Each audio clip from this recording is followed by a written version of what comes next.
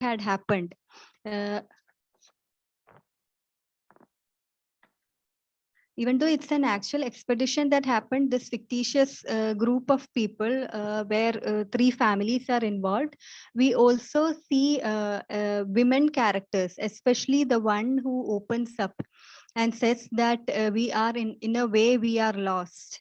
She's the first one to confront with the guide, but the guide who initially told a lot of tall tales and bragged about they'll find a source of water ahead.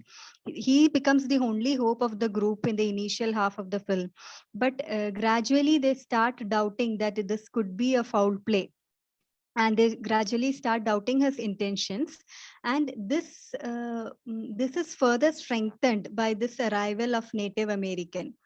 It is with this arrival of Native American that this individuality of Emily is more visible, where she starts questioning the authenticity of the guide, along with other characters, other female characters. But Emily shows more individuality in terms of questioning the guide, and how they entrust this, how the focus is shifting, how the trust is shifting from the guide or from the self-proclaimed guide to a tribesman with whom they are not able to communicate, even though there is a barrier of language.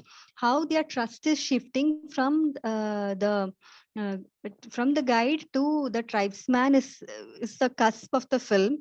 And another key feature that we can notice is how sound and light are employed, where the sound and light are, in fact, the one can say the key element of the film, where the background score is employed, especially in the closing shots of the movie, where what I have noticed is that we can hear that sound of river or sound of water, even though that is not shown visibly.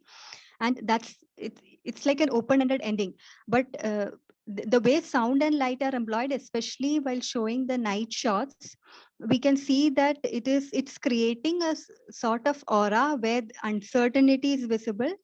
And even in terms of landscapes, how they have portrayed, especially through textures and especially through the dust and wind rockiness, where it's creating more of a monochromatic images or landscapes. And these images, along with this the Meek's struggle, or the an upfront image that Meeks puts up, where he's more of a guarded figure. And after the tribesman comes into play, and after they have entrusted, how means but the tribesman will be able to guide them better, we see that in a way the film has remarked on what the actual travelers might have gone through, especially in some of her interviews. The filmmaker is actually discussing on some of the narratives that she had found as part of her research in movie making. And the sense of temporal and spatial experiences which were completely cut off. And this kind of a journey, as a 21st century movie goer might experience a disconnect with what they had gone through. And especially in the closing shots, we can see that even though it's more of an open-ended ending, there is a combination of how the movie had opened, especially an amalgamation of the opening sequence and the closing sequence. If we put together, it's that last 40 seconds take, it presents the entire group of wagons going out of frames, and then hearing in the background that maybe there could be water on the other side.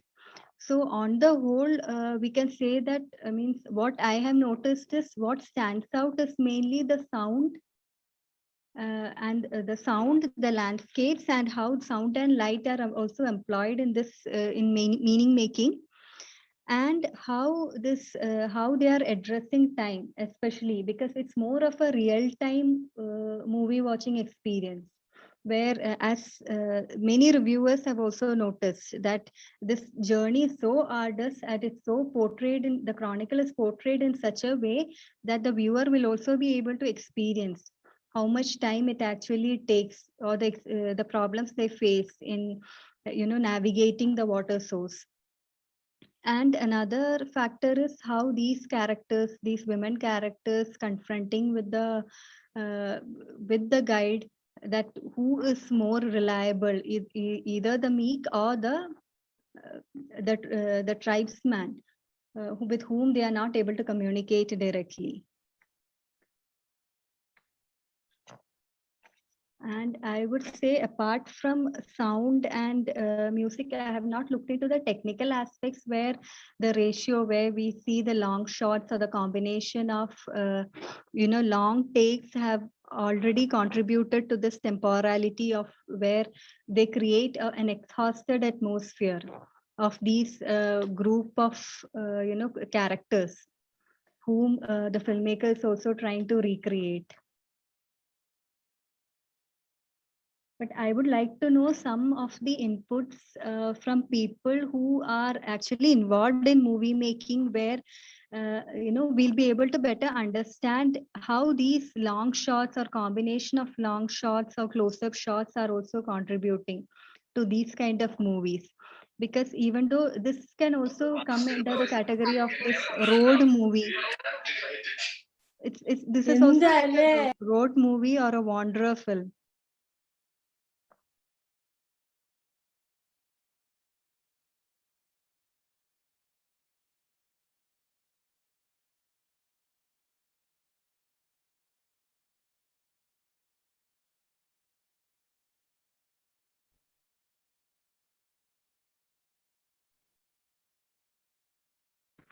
Hello.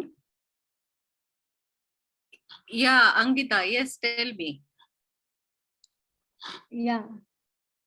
Ma'am, what I have been saying is like, apart from watching this film from as a viewer, when it comes to analyzing these shots, where especially this movie has a lot of long takes.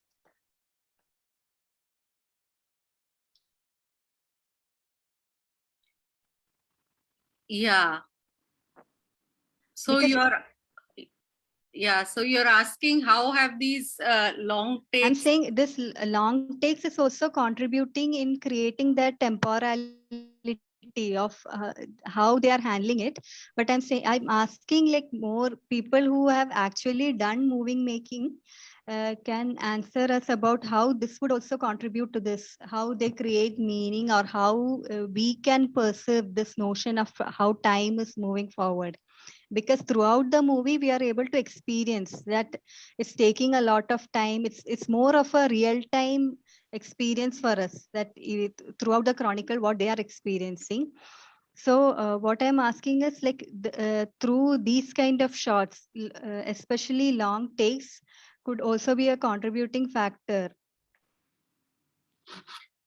Yeah, I think among us, Jayanto is one person who has made films, so maybe he will be best able to answer or address your question.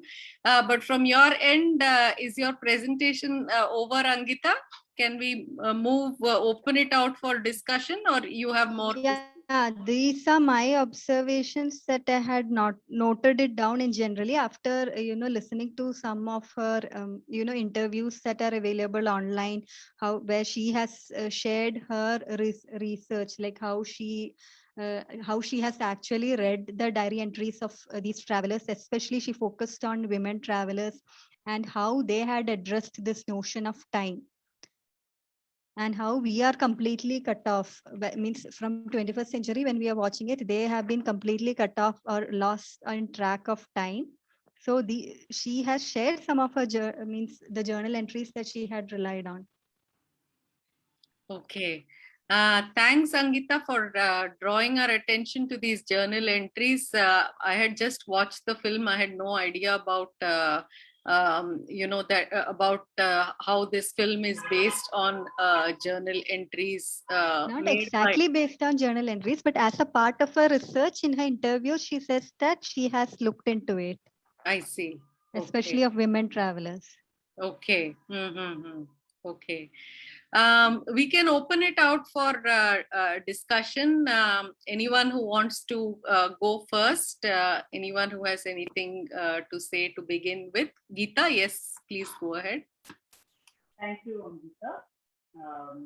It's actually based on a real life event. I'm not, I'm not familiar with the diary entry, but it's something that is based on real events. That much I'm aware of. And I was actually quite fascinated by the way, Reichardt subverts the very generic conventions of the Western. In some ways, yes, it is, it is a Western in terms of the theme, of the settlers moving and looking for a place to settle. But at the same time, there are throughout the film subversions going on of the very typical generic convention. Now, for instance, in westerns, you have this, a very strict binary of chaos and order, where the settlers see themselves as representing order and wanting to go into these unexplored lands and establish order. And the Native Americans are seen as representing chaos. But here, to some extent, we can see that the settlers are equally chaotic, because right in the beginning, if you notice, there is that shot of Meek, etching locked on a tree trunk. So the settlers are also, not exactly in, fit to represent order, but are rather chaotic themselves. And even the way their wagon topples, one wagon rather topples, and then they run out of food and water and all of that.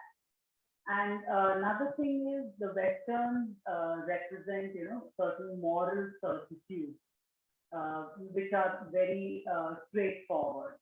But here you don't have those kinds of moral certainty, because even within the group of these settlers, there are differences in how to, approach this native. And the character of Meek, I think the character of Meek is a parody of a typical Western hero, and all that bragging and all that he indulges in is kind of, destabilizes that typical machoism and the masculinism of a Western hero. And I kind of found Meek to be rather like a fascist leader, He creates fear and panic about the other, and all the while pitting himself as a savior. And if we remember that line by Emily, she at one point she says, "Is he ignorant or is he just plain evil?" And that, I think, is a question that we could easily address to any leader, any fascist leader. So these are, some of the things that I thought of while watching the film. Maybe some others would like to say something as well. Yeah. Anyone else? While you collect your thoughts, just to also kind of, I was also thinking like Angita, along the same lines in terms of, this film being like a road movie and yet so unlike it. In a road movie, the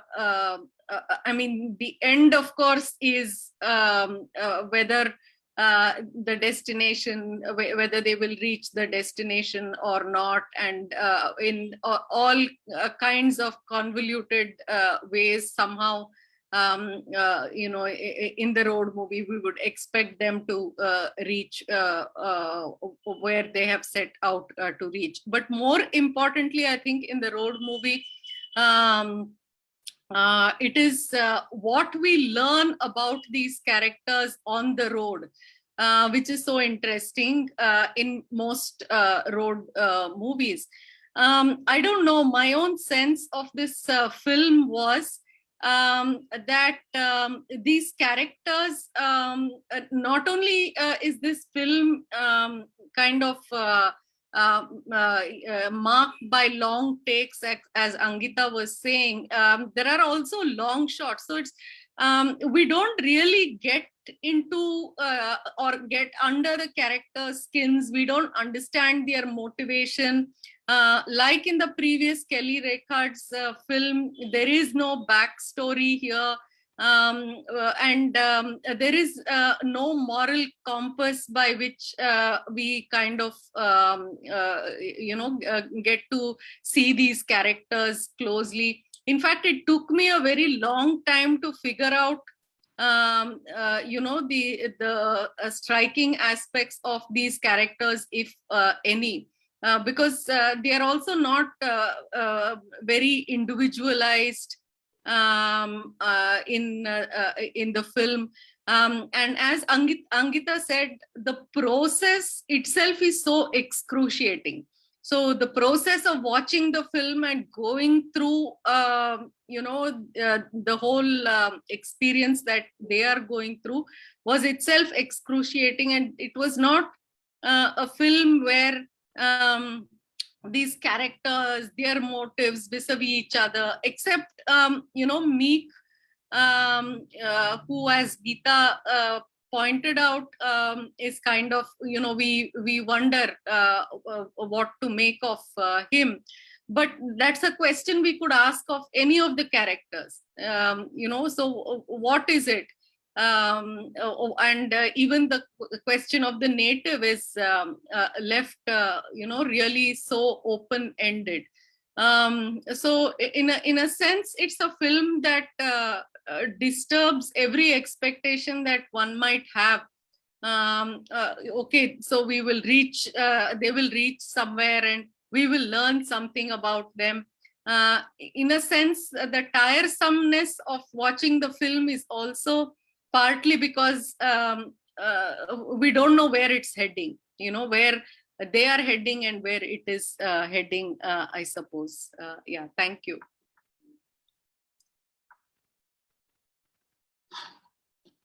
Angita, you have anything to say, or welcome to come in between? Yeah, categorizing means road film. Yeah, in a sense, because this is also talking about a journey of these group of three families. So that way, yeah, we can say, yeah, in a way we can call this as a road film, even though we don't see any transformation of characters or we don't get an inside view of what is going on. Yeah. Anyone else would like to come in at this point?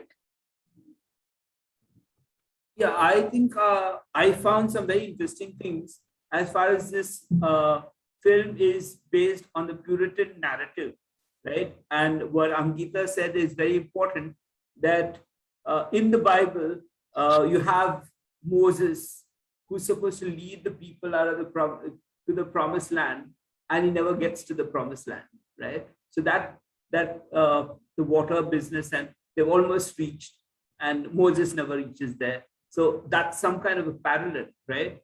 And yeah, so I found that very interesting. And also you find it a little strange that women characters are walking along with their long dresses, right? So that's something that's very, very strange, right? And also that they have these bonnets, which are almost like the, what are they? The guards that the horses have. I'm sorry, I've forgotten the name of it, right? The blinders, right? Yeah. So I don't know what it's called actually, right? But the women can't look around, but the horses can, right? You see the horses without any of those things which we have in city horses and otherwise, right? So I don't know. So that kind of Puritan thing, they're taken out as city Puritans, and that doesn't leave them at all, right? Yeah, there was also one shot, especially when they're almost about to shoot the native, right? And you suddenly get the buzzard going up in the sky, right? So I think that's a kind of a parody, as Geeta said, a parody on the Western, right? Because you have McKenna's Gold, which was 19 somewhere in the 60s, late 60s, right? Which was this whole idea of the buzzard. Actually, it begins with the buzzard, right? That same shot which we have over here, right? It begins with the buzzard, and there's a song to it, Old Turkey Buzzard, and that's how the movie begins, right? And the buzzard is looking for people who kill each other so that it can have a good time, right? Yeah, I think I'll stop there.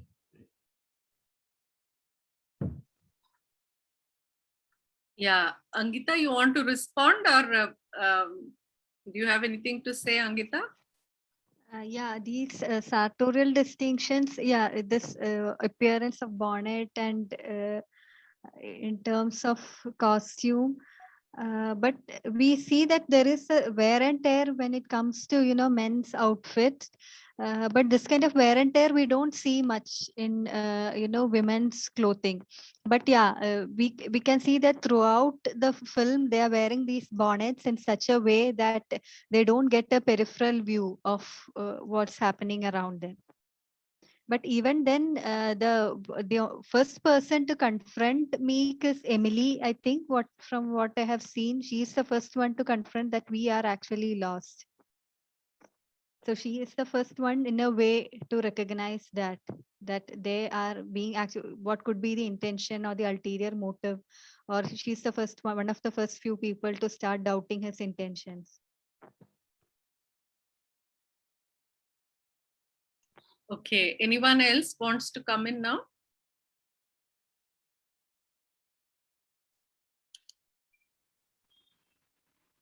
Yeah, Jayanto, please go ahead. Okay, I'm very glad that Rajan brought in the, the promised land thing, because in a way, this is also a pilgrim story, like we are somewhat familiar with the early American pilgrim stories as to those who had wanted to escape religious persecution from the old world. They traveled to the new world in the hope that they will get religious freedom. They will be able to live as they wanted to live. And that is why they are known as pilgrims. But here, in a different sense, maybe in search of something and a different medium altogether, they are pilgrims, they are on land.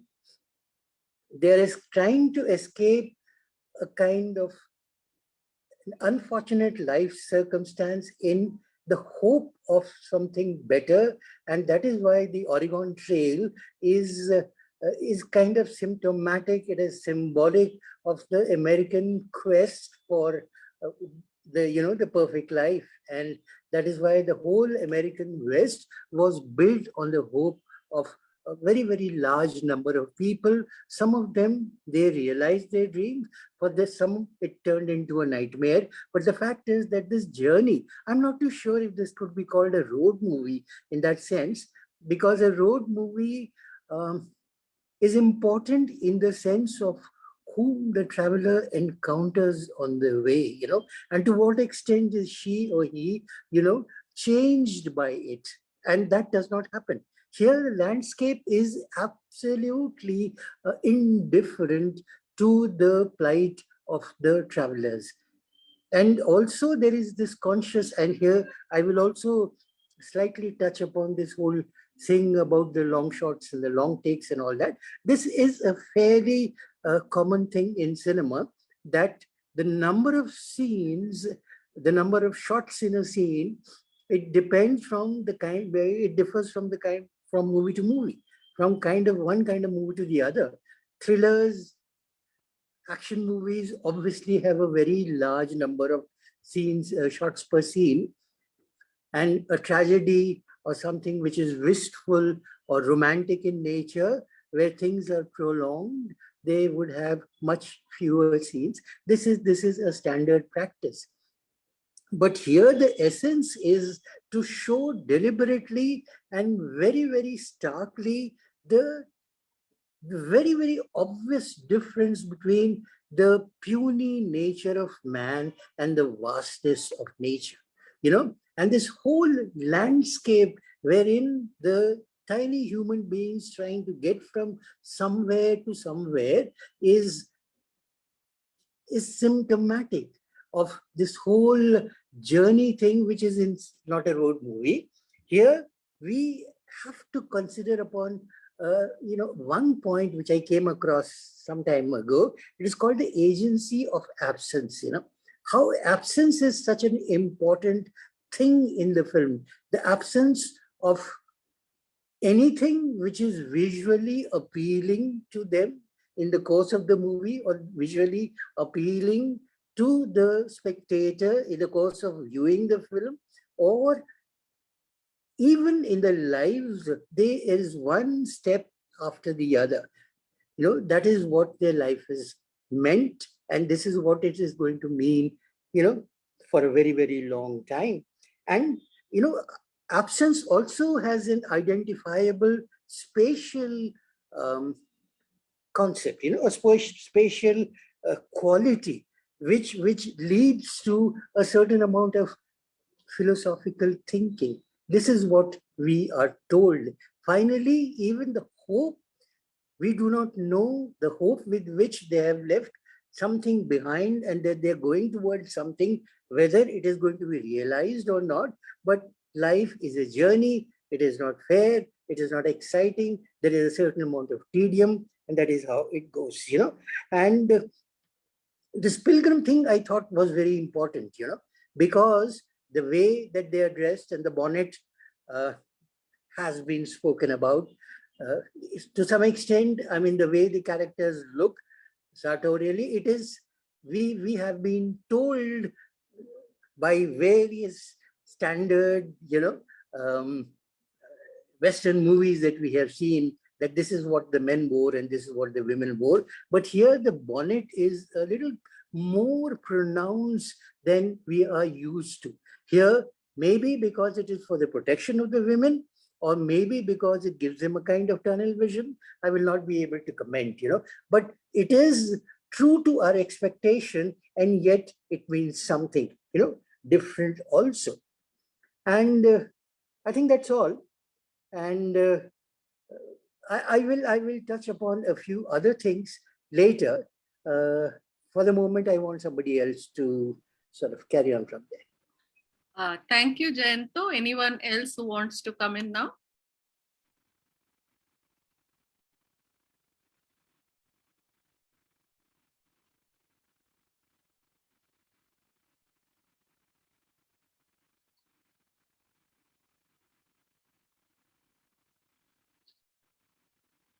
Yeah. Yes, Geeta, please go ahead. Yeah. Is the audio okay now? Yes, it's fine. Okay, I'm sorry that it was soft last time. Now it's perfect. Okay, yeah, thank you. I thought, for the most part, Reichardt aligns the perspective of the film to women's perspective. If we remember that scene, where all the men are discussing about whether they want to continue to have Meek as their leader, she does not show us, we are not privy to their conversations. In fact, we are looking at the men from the women's perspective. You know, the focus is on the women, trying to overhear their conversation. So in that sense, I think and also she, alerts us to the little details of how, the women are doing their laundry and those other little tasks that they are carrying on in the course of this journey with a larger quest or vision. So for the most part, I think she stays with women's perspective in the film. That was something that also struck me. Okay, anyone else who wants to come in at this point? Yes, Jayanto, please go ahead. Yeah, there is also probably a little thing that we could pursue is the whole thing about the familiar becoming alien and vice versa, the familiar becoming strange. You know, they all started in the journey with the hope, with full confidence in the man that was leading them, that was guiding them. And it was only gradually they realized that he is not the person that they thought he was, and he was becoming mysterious, he was becoming alien, he was becoming dangerous. And on the other hand, traditionally a man that they had thought to distrust, because the American Indians, called Red Indians those days, they were necessarily hostile. As very large number of Western movies, they are shown as them surrounding the wagon train with an intention to cause harm. But here it is only one man, and gradually their trust shifts from Meek to this stranger who they realize is much more trustworthy. So this whole thing of the familiar becoming unfamiliar and vice versa is one thing that needs to be, pursued. And also there is this fact, it is merely a conjecture on my part, is that this is certainly from the woman's point of view. But as far as the portrayal of women is concerned, has it struck anyone, or am I right in perceiving that the women are not too bothered or concerned about the scene as being feminine? Although the circumstances would perhaps not permit them to do so, and they're doing too many things to really bother about whether they were dainty or otherwise. But the fact that in very few films have I seen women walking like they have been shown to walk in this film, as if they were not concerned about who was watching them. Actually, there was nobody watching them, So there is nothing feminine, there is nothing dainty about the way they present themselves, simply because those things are no longer important in this land, in this place, in this space, which is totally different from the kind of life which they have left behind. Thank you.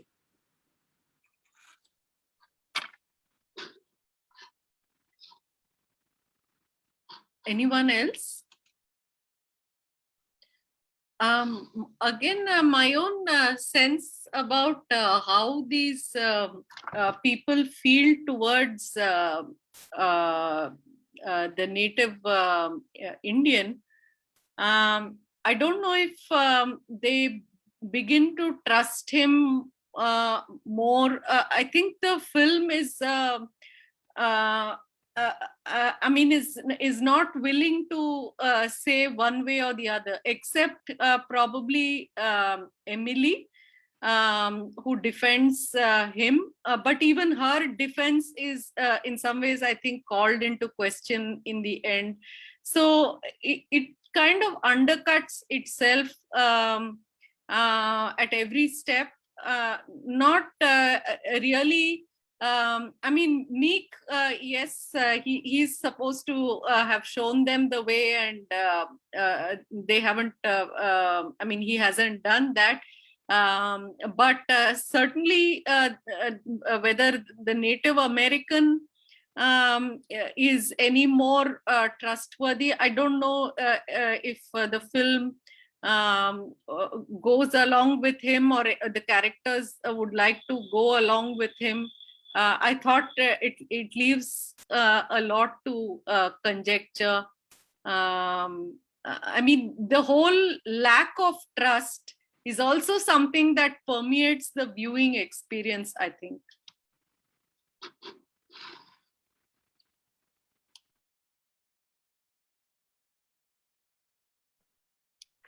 Anyone else? Yeah, yes, Geeta.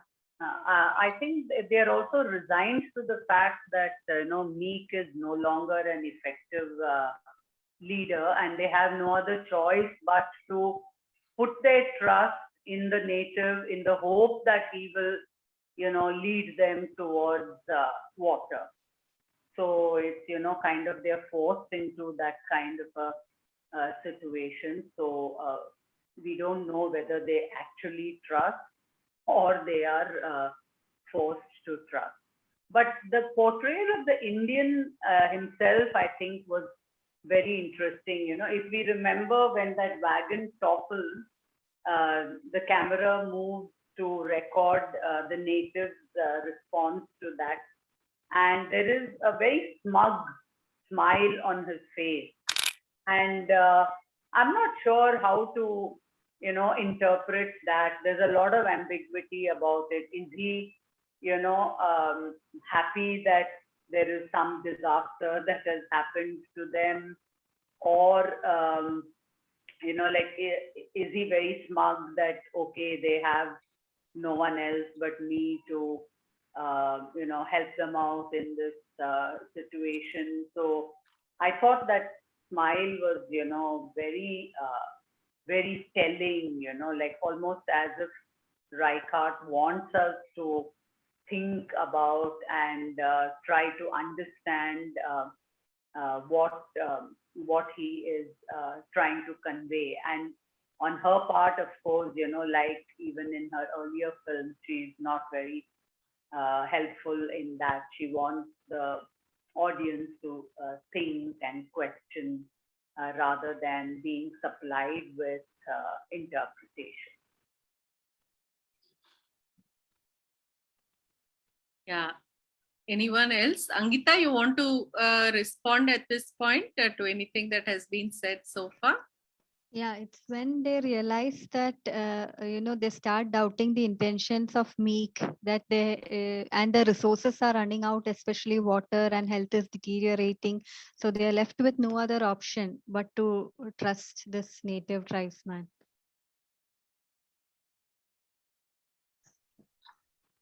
Yeah. Anyone else? Yeah, I think when I also noticed what Geeta said, and I think that's very significant because it's like I thought the smile that the native has is he's saying, why do you need all these things if you have to come to this territory, live like me? So that's how I read the smile. Yeah, but also I find that when this person conks off and they put him in the wagon and the native chants something, right? I thought that was very interesting. And they call him Solomon, right? So Solomon is supposed to be wise. So it's actually a take on all that, and it's very parodic, actually a parody of the Bible and the wisdom of these people, etc.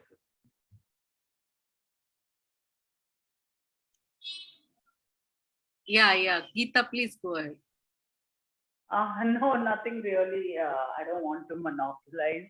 But just one thing, I was wondering why she has not provided subtitles for the native dialogue. That also was something I thought was interesting. It's definitely a deliberate thing on the filmmaker's part. She does not want to do it because I'm sure if she wanted to, she could have. So I don't know if anyone else thought of that as something to be noticed, or. No, I would think that I didn't watch it with subtitles, but I don't like watching films with subtitles as far as I can, right? And I thought that we are in the same condition like the people in the film, right? So that gets us together. That's something that removes the boundary, right? And also, it's how do you experience the native, right? So I think that gives it a kind of realism which you don't get. That's what I think I'm doing. Right, yeah.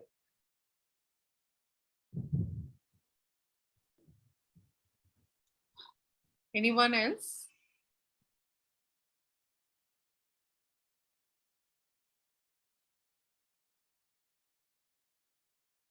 Paniraj sir, Tarakeshwar? Yes. Can I? Yes, please go ahead.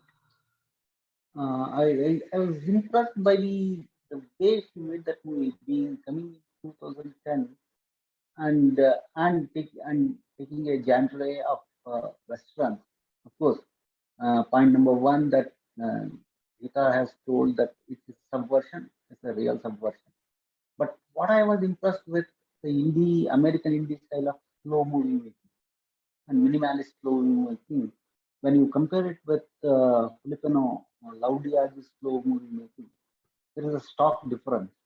Actually, Laudias, if he is supposed to make a movie on a chunk of a history of his Philippines, it will be around, say, 6 or 7 hours long.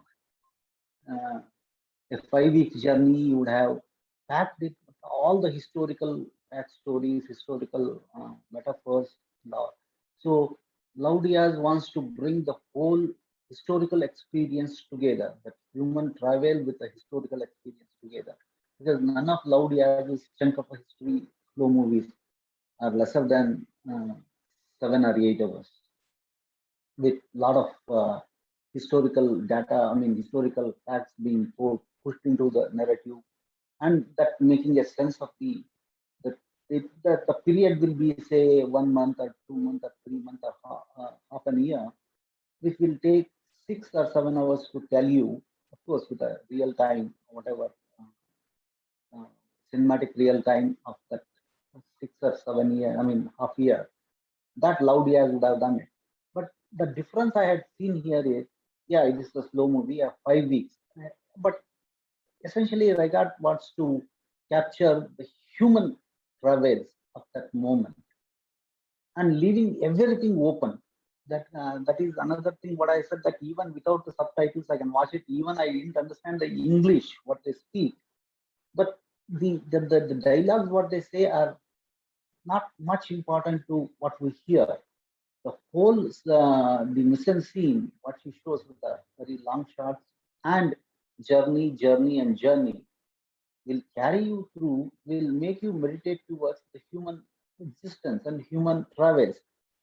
And if you just even cut off from the wild west, that white people are going to occupy the wild lands of the west and then settle there, and what is today, even if you don't connect it with it, if you just take it as a kind of a human settlement journey from one point to other point for 5 weeks, it gives you a complete human existentialist travels and a human experience of known, unknown, and your reminiscence of your religion, your and your pilgrimage, everything, but in a new setup, in a new way in that 5 weeks. So capturing the human experience of 5 weeks in nearly 2 hours, that is much important for the director, rather than telling anything and keeping it very open, so that you start connecting it to pre-1845 history or post-1845 history,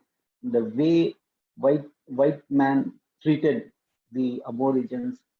If you go on thinking about it, you can go on adding to the human experience, and you can understand the history in a much different way than you would have read or thought. So that is why I like this film. The way that Reichardt makes that cinematic expression of this movie, it impressed me a lot, because that is the way a slow minimalist movie could make. There cannot be any story. There cannot be. There is only one time from and human experience, and he gives a lot of clues about what is the connect you should get to the pre and post 1845 history, or after that 5-week journey, what happened, you can connect and you can get that, and you start getting many ideas out of it. So you will be revisiting history, you will be revamping your history, and you will be rethinking about your own existence as a modern American. So that is the way she made that film. Even the last film, Wendy and Lucy, it took a chunk of a time and tell the life experience in the chunk of a time that you connect to past, present, and at that time. It makes a lot of sense and it's relearning the history. That's why I was much impressed with her style of minimalist slow movie making. Rest of the things, all the things what we can imply with all these things, what Dasgupta told, Geeta told, Rajan told, all come and have a meaning together in that 2-hour long movie. That impresses me, the style of her movie making.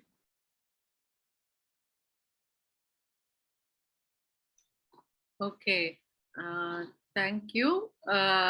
Anyone else?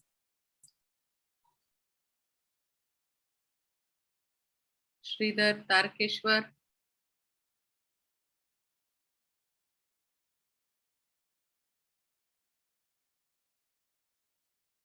Okay. And she makes political understatements, but they may not be implicative. I mean, she doesn't imply, and I think in 1 or 2 interviews she has said that she let the audience think, let it bother the audience, let other be active. I don't want to give everything. I want to tell you some. I mean, it's like just a time cinematic window open to you to re-question your history. That impresses me a lot. I mean, it's very different from Filipino Laudia's slow filmmaking.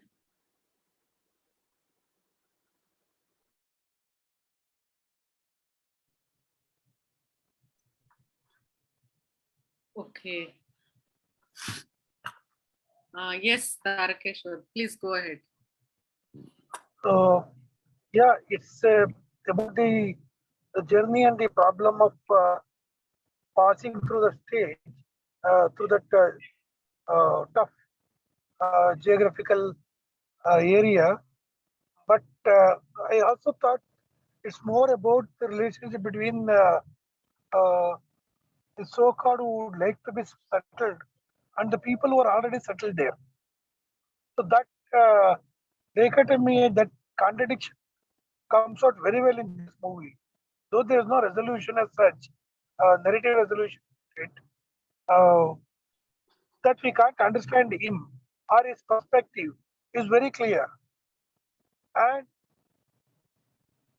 apart from what is necessary for the travel, though what is necessary, what is not necessary, keeps on changing over a period of time because they shed some certain things from the car as they go along, thinking it is not necessary.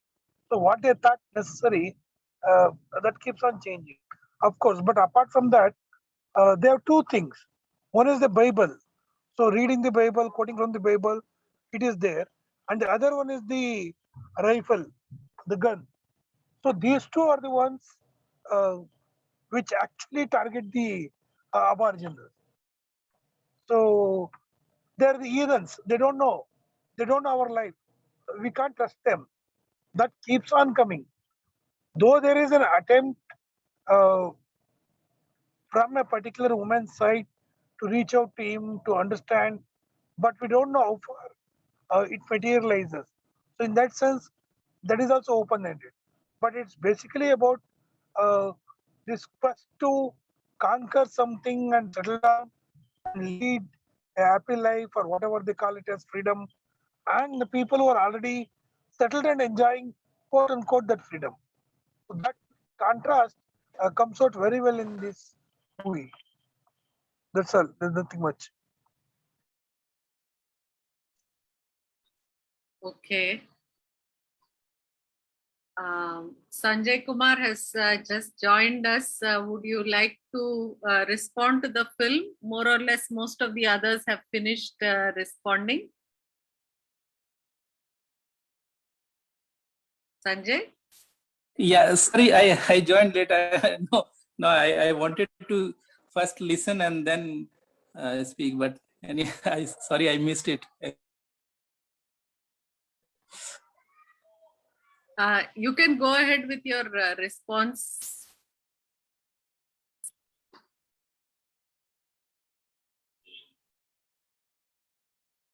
Yeah, sorry, Nikhila, I don't have anything to say right now. Okay, Please okay, carry fine. on. Okay, fine. Anyone else? Sridhar, anything to say?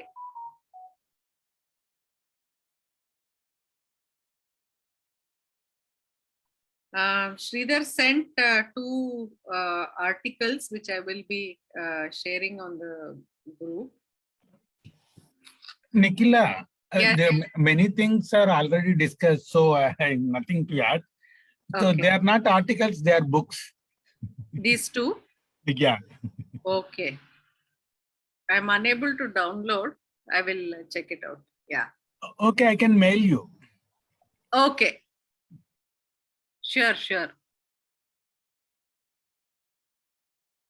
Any other points anyone would like to make? Angita, any last comments before we close the discussion? Well, nothing more, ma'am. I think most of the topics have been discussed. Only thing I think we did not talk about is how sound is handled. This, especially the night scenes, is very unusual in this particular film, where it's pitch dark and we don't get a clue of what's happening around, and how sound and light have been employed. Apart from that, I think we have discussed most of the aspects of the film. Okay.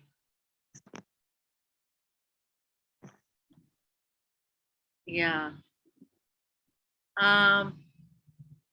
If there's nothing else, Geeta, shall we wind up the discussion? Yeah, sure, Nikhila. Yeah. So the last 2 weeks we've been discussing Kelly Reichardt's films. Very unusual, different, also quite a, at least this one was a difficult viewing experience. And not least because the audio was not uniformly great, and I needed the help of subtitles to make sense of what was happening in the film. So thanks, Angita, for setting the tone for the discussion today. Thank you all for joining in the discussion. We'll meet next week with another Kelly Reichardt film, which we will be sharing soon. And Mahima will be discussing that. I mean, we'll be initiating discussion on that film. So good night then, and we will meet next Saturday. Bye. Good night. Bye. Bye. Night. Thank you. Bye, ma'am. Bye. Thank you, Angita. Thank you, ma'am.